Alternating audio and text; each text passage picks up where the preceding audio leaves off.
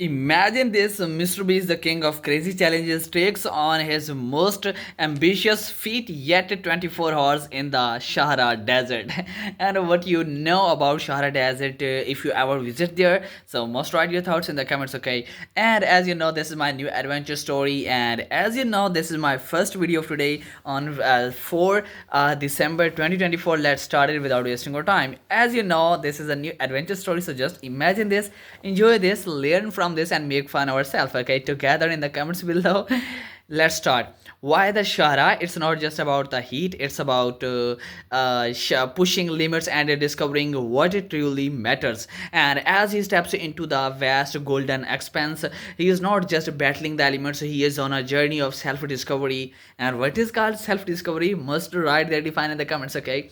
Each hour brings a new challenge, finding water, building shelter, and navigating the endless dunes. But it's not just about survival, it's about learning. He meets local tribes who share their wisdom about resilience and community. They teach him that true wealth is not measured by money but by relationships and experiences. This desert is not just a backdrop, it's a teacher, and with each passing hour, Mr. Beast realizes that every challenge he faces in the Sahara is a reflection of itself, of life itself. Just like in his videos where he gives away millions, he learns that giving back is essential. The desert teaches him humility and gratitude for